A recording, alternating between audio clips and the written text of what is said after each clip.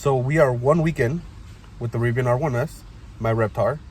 We are 8 miles shy of 1,000 miles already. I did a 526 mile round trip to Michigan, if you saw one of my last videos. And this video is just an update on the good, the bad, and any tips, tricks that I may have for those that are looking at EVs or Rivian in particular, as well as any regrets that I may have, or maybe I don't have. So stick around and find out.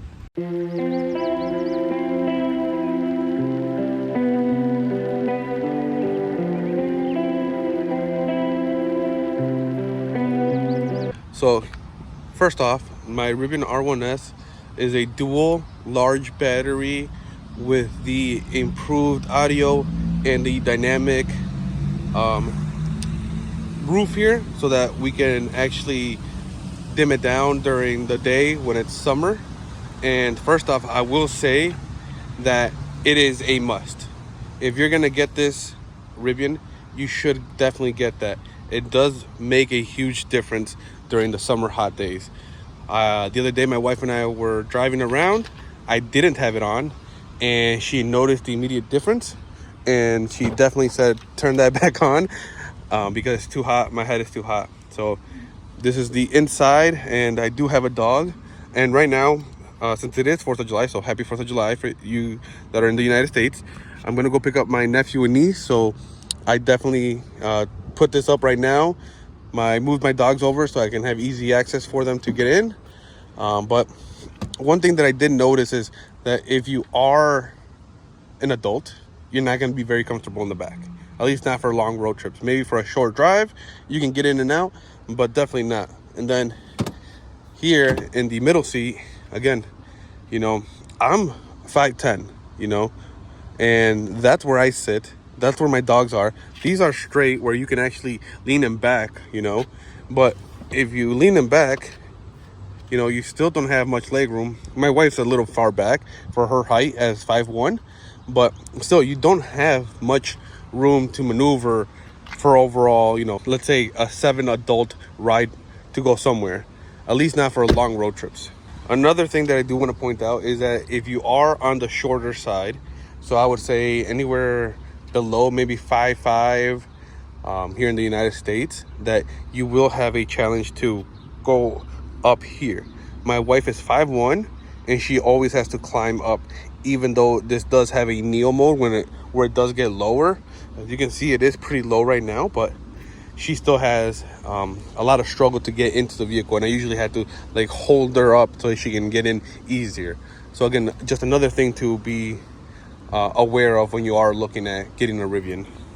Another thing to take note, and I know I heard this a bunch of times from people, but I know it's kind of hard to see right now because it's raining, but let's see if I can get it.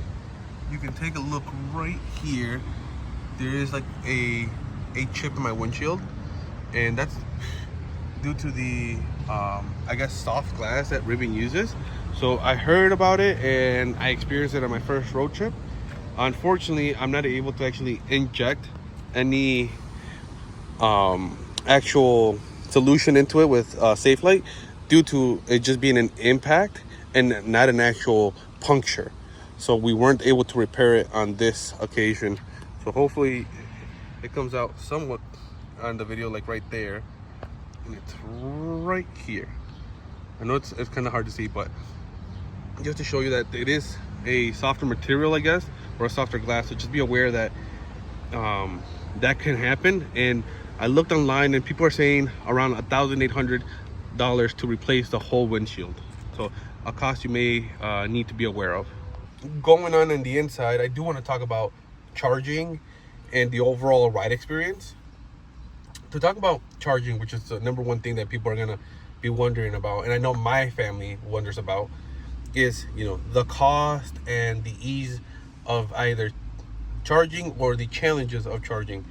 So if we go to the charging real quick, so one of the things that I realized and I learned from is you definitely need to have multiple accounts, which is all of right off the bat a no for the older family members, and I'm talking about the 50 40, 50-year-olds and 60-year-olds in my family that have gas powered cars still, and they are looking, now that I am the first one to have an electric vehicle and I showed it to them, they're looking into electric vehicles, but the big turnoff for them is, oh, the cost of charging and the challenges of charging. And what I have to say to those people is that if you're not going on road trips, then an electric vehicle is definitely going to be the best thing you can do. For instance, my father-in-law on average drives 30 to 40 miles a day. Go to work, go run little errands around the town, and then go home. On average, 40 to 50 miles max. So what I tell him is, you don't even have to put a real charger in your house. You know, you come home, you charge it between work or at night, and then when you leave in the morning, it's going to be charged to 70%. Again, you don't need more than that. And obviously, depending on the car you get, the features you get, you may waste more energy. But he's 63 years old, I think. So again, he's in the 60s at least, and he's not going to be driving far. He doesn't like going on road trips, so it's going to be an easy effort for him. Now, for people like me, my sister, and some other younger members in the family who do go on road trips and do like to drive around a lot, you do definitely need to get a level 2 charger installed in your home. Or if you have a plug for, let's say, the washing machine and dryer, the bigger plugs, the 240 volt, then you'll be fine if you have access to one of those. But if not, you definitely need to get an electrician or somebody that's certified to install the charger in your home. And with that, you'll be good to go 90% and 95% of the time. Again, it's those moments when you do go on the road trip that you have a challenge.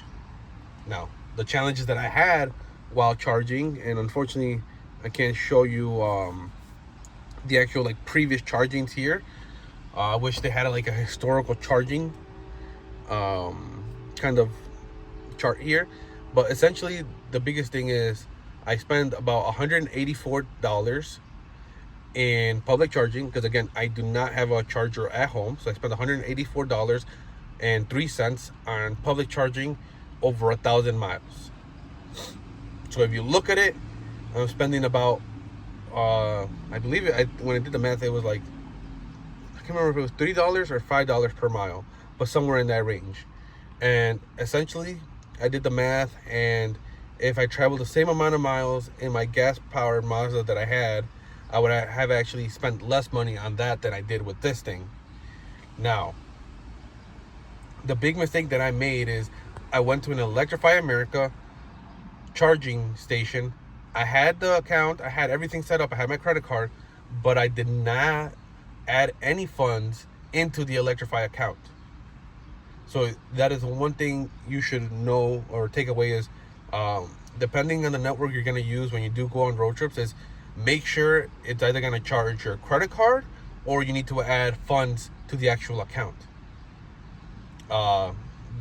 In all honesty, EVgo so far has been the best experience for me.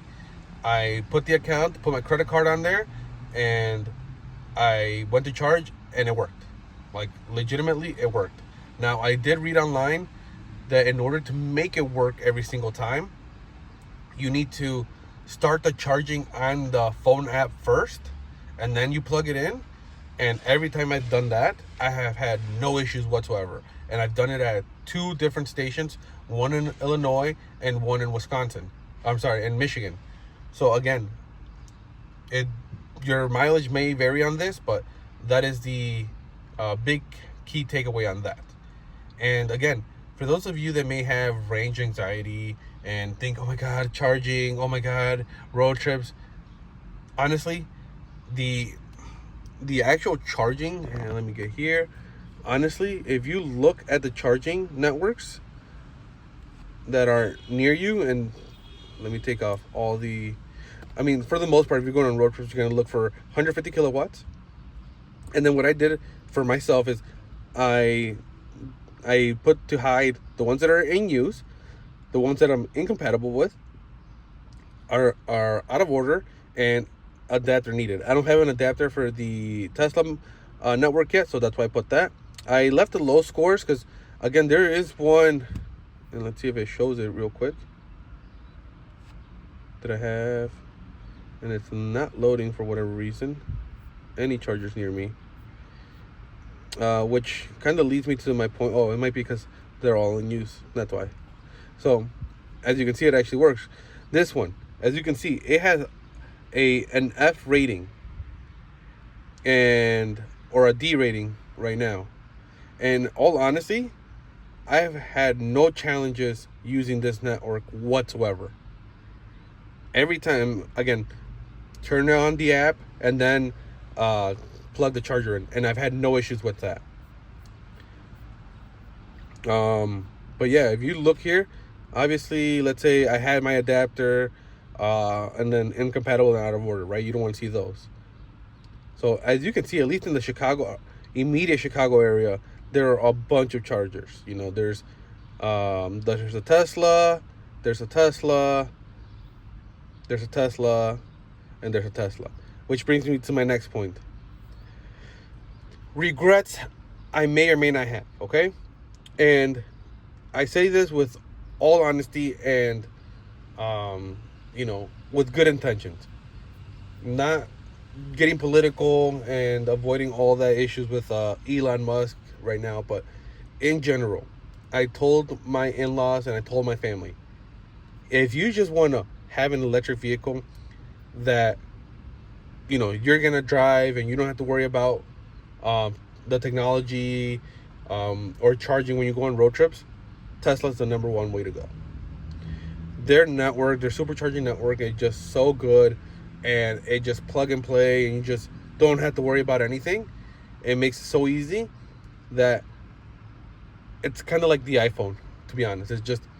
It works, right? And that's what you want, especially for people that are still wary or do not want to think about the actual planning of it, right?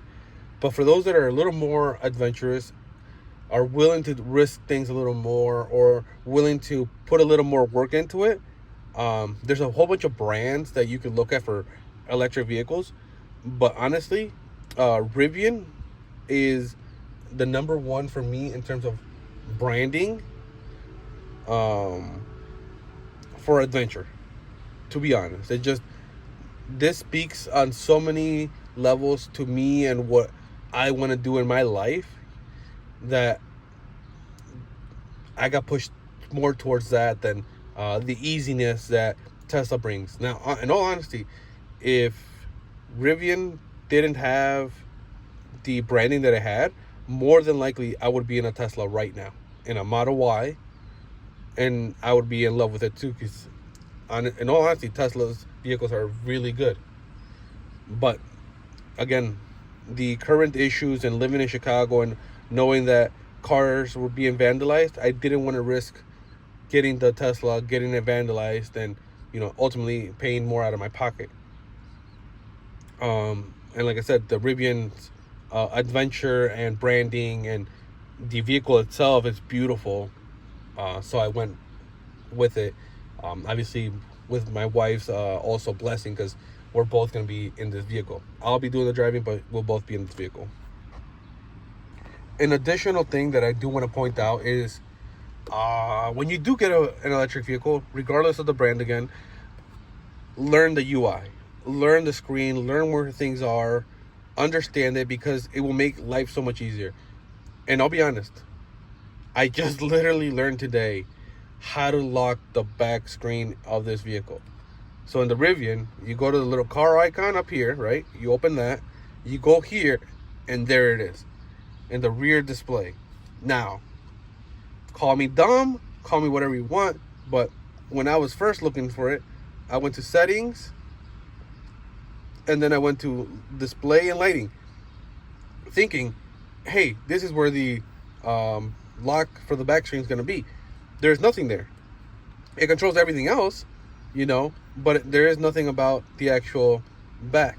So here are some quick shortcuts that you may want to look at. So don't forget about these. Now, the only reason I have child locks on is because of my dogs, because it is a button to unlock the door. It is a button you got to press. And I have two dogs that like to jump around in the back seat especially when they see another dog on the road. But yeah, just remember that you have these other settings here. You know, you have your car wash, and the Rivian service team, Tony here in Chicago, told me this is only really needed when you do the automatic car wash, not when you're doing hand wash. And he recommends using hand wash more than the automatic car wash. I haven't had to use pet comfort yet because I haven't left my dogs in the car. Display off, haven't used that. Again, I don't even remember how I locked the rear the child locks before, but we locked it somehow, and I haven't had to use any of the other features thus far. I use these on occasion for opening the trunk, and the dynamic roof that we have here, but that's about it. Everything else, or most of the time, I just use the physical buttons from the outside to open the trunks. But yeah, just honestly, take your time, learn this, understand it better, you know, and just take your time with it, because there is a learning curve. Just like, you know, your energy monitors and stuff here, there is a curve that for learning, right? And in all honesty, once you understand this and understand how to use the features here as well, it's like your life just becomes easier, and just life gets better after that. And the final thing here on the negative side that I'm going to put is that I've had to reset my car twice. And you do that by holding this button here and holding the emergency one for about 30 seconds. And then it takes somewhere around like 2 to 3 minutes for the whole vehicle to turn off and reset itself. But I had to do that twice. The first time is because when I had it in auto mode, it did not go into kneel mode to go down. Now, the very first time that I was playing with this, I did have it all the way up, and I didn't have it in auto, but I still pressed park, but I thought it was still kneel down, but it doesn't. So you do have to have it in auto mode for it to actually kneel down with the all-purpose. So be aware of that if you are, you know, trying to go down as further as you can so that people can get in or out. You do need to have all-purpose and auto mode enabled. Now, the other issue I had was a couple of times my actual Spotify would glitch, and let's just say that let's see if I can get there. So let's say if I go here and it's playing a song, let me lower down the volume all the way for no copyright issues. So it would be here like this playing, right? This would be gone, and let's say I want to change music, right? I don't want to hear Johann Sebastian anymore. I want to move on to something different. This whole bar up here would be gone. Like it would just be blank. Now, I didn't record it because I was either driving or my wife was able to go on my actual phone Spotify, change the music while we were on the GPS, and this was gone again, and change the music on my actual phone, and then we went back to here and it actually reset where it was gone. Now, one time it didn't do that, and I did have to reset it with the, like I said, physical button here and the hazard light. So just be aware of that. Oh, there, the hazard light. So again, just be aware of that. If you are having some sort of glitches on your screen, obviously pull over, be safe, and then reset your car. But yeah, those are 2 times that I've had in, like I said, about 1 week or about 1,000 miles of driving. So just be aware of that. It is technology, it is a computer, it is a phone. You will have to reset it a couple of times. Hopefully, the more and more you use it, the less you will have to do that. But be aware of that. Now, getting more on the positive side, in all honesty, the ride overall, when you have an all-purpose mode, automatic, everything's working, you know, I love it. It feels great. There's, again, like I mentioned, there was 2 times where I had to reset the car, and that was it. And then the last, let's say, 995 miles or 990 miles that I drove, the car worked perfect. There was no issues. Only a couple of glitches here and there where we were on the road in the highway assist, and I believe it's because it couldn't see the lines on the actual road, and the car that was in front of us was actually leaning in onto the lines themselves because they were most likely texting and driving. And at those times where it couldn't see the line, it would actually cancel the highway assist. And I think it is because cars block the lines. Now, I could be wrong, and if anybody knows better, please let me know. But I think that's what it was, because it visually could not see the lines anymore, and it canceled it. But when it's working, stop and go traffic on my long, 526-mile road trip, that's basically what I used the whole time on the highway. It was just a highway assist, and it worked, let's say 95% of the time. I was happy. I had to intervene a couple of times for construction areas, which, again, for safety reasons, makes a lot of sense. And this is where I would say that, again, the caveat: Tesla has been around longer. Tesla has a better or worse, their self-driving and their autonomous driving is more advanced than Rivian's. But give it a couple of years, and I would say Rivian will be, I wouldn't say maybe on the same level, but close to or right behind Tesla. And who knows, maybe I'm wrong, maybe it's sooner than that, but looking at the technology, I do believe that Rivian will get there eventually. But as it is right now, I love it. It's been great. I've been using it a lot. And when I have gone to different locations for work, because we are looking for a new office here in the Chicago area, I've honestly loved the connectivity. The unfortunate thing is you do need to pay a subscription for internet on this car, and to use like the YouTube and stuff like that, you will have to pay additional for that. But for me and what I do for work, and knowing that I have to drive to other states to visit customers, to go to trade shows and stuff like that, honestly, it's been great. Fantastic. I pulled over while I'm charging, busted on my laptop, or even on my phone, replied to emails, called some customers, did some research, and it was great. Connectivity is good. Now, again, I haven't taken it to the wilderness. I haven't taken it to a remote area. I don't know how it is there. But in the areas where I have been with it, it's been great. It worked. It downloaded my PowerPoint quickly. And I've been able to, I haven't done a Teams meeting yet. I'll try that in the future. I'm going to do an actual meeting on Teams or some sort of video call with a customer or a team member of mine while connected to the Rivian's Wi-Fi, and I will test the connectivity for that. That is going to be one of my future goals that I'm going to do, to see how actually good it is for those that are like me and need to be on the road a lot. With that being said, honestly, again, the overall ride and the overall feeling of the car is great. It's great. The ride itself is soft. Going over the big speed bumps here in Chicago that you'll find in a lot of areas, it's really good. The one thing I will say that if you do put in sports mode while in Illinois or even in Chicago, all the potholes, all the little bumps you will feel, and it's gonna hurt. So try to avoid that while you're in Illinois, or at least look for the soft roads to do that, because you don't want to do that on these small streets here and feel every pothole that you're going to be driving on. The last thing I'll say about charging in general, and this for, again, all EVs, is that it's not 5 years ago or even a few years ago, when, if this even opens, where you would have to worry about charging networks.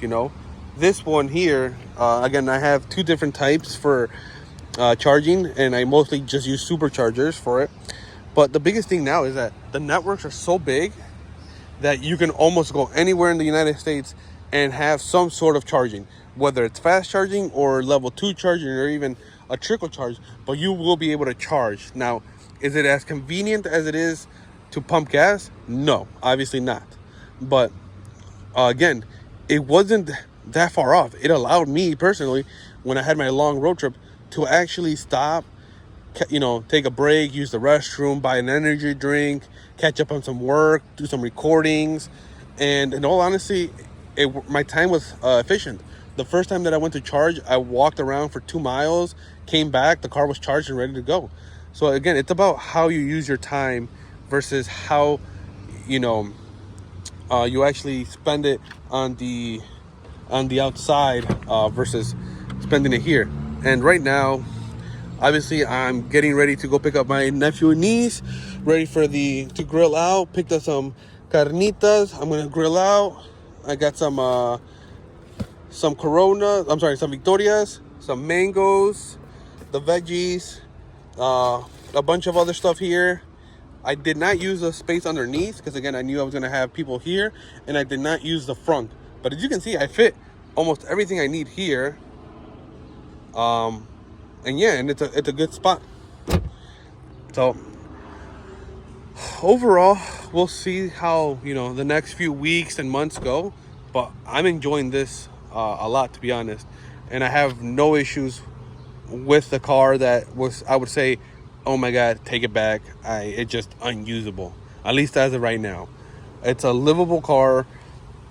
It's very fun to drive, and it's honestly very soft, and I don't see myself actually driving fast in it for the most part. I'm just relaxed. I'm just driving at speed limit. When I need to speed up, I have the power to do that, and it's honestly been a great experience so far. So to bring this video to a close, my first week with A, an EV, and B, this Rivian specifically, my Reptar, it has been a learning curve. It has had its challenges, and it has not been, the easiest experience, to say the least, but it's been fun. In all honesty, it's been a fun experience. It's been a fun learning experience for me, and understanding what Rivian and what electric vehicles actually take to own. And to be honest, as everybody says, if you can charge at home, there is no reason to not have an EV.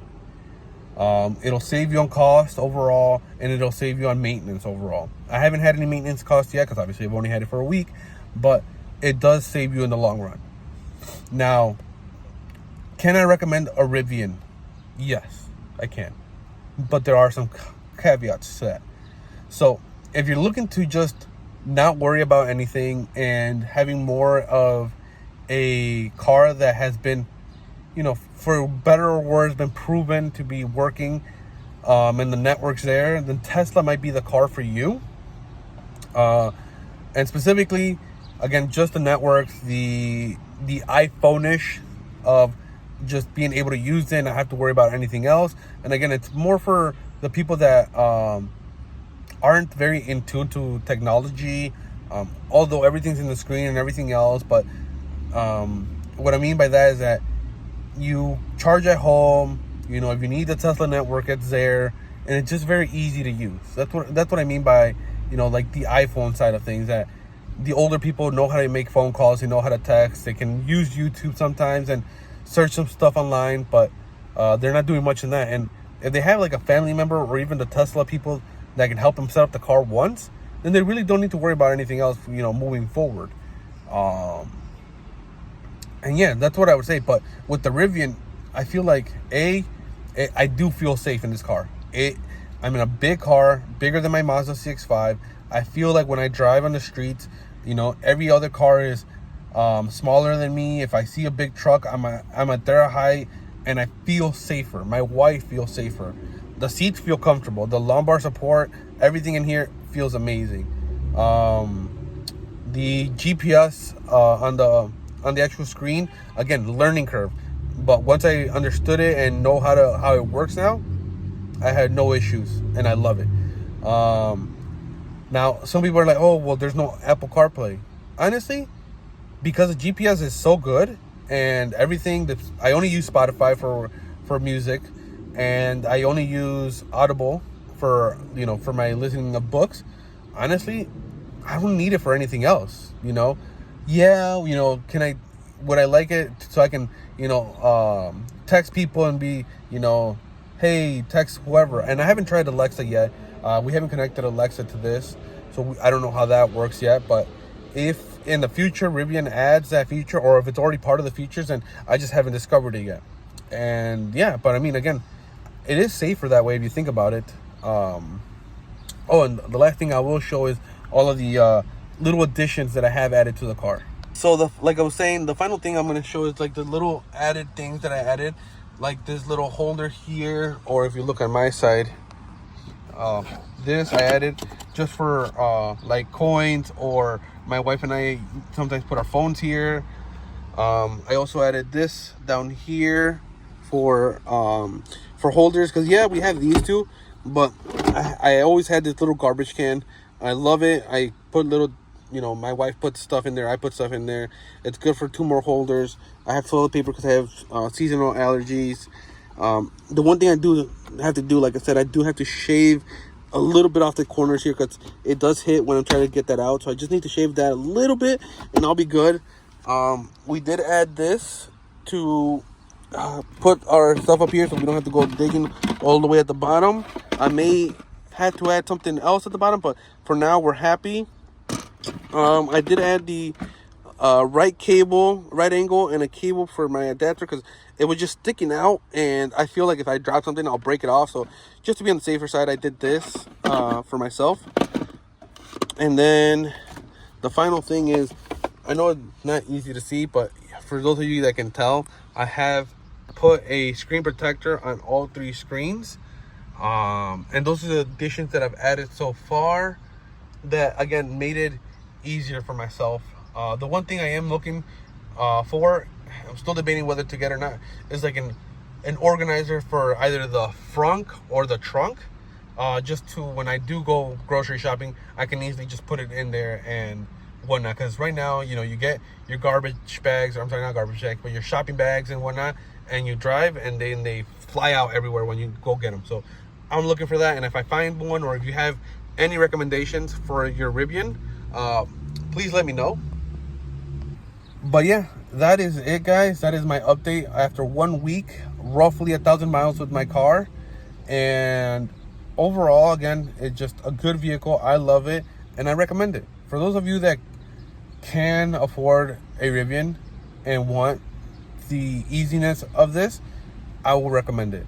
Or if you want something smaller, wait for 2026 when the Rivian R2, which is a 5-seater instead of a 7-seater, you'll be able to get that, and you can definitely have something smaller for yourself. But for now, the Rivian R1S, I can recommend it. If you have a larger family, definitely recommendable. If you're taller, definitely a good vehicle to have. But yeah, let me know what you think. Let me know if there's things you want to learn more about, or if you want to see me do here around the city. Last thing I will say, in the city, it is a larger vehicle. Parking is harder. Okay? Catch you guys in the next one.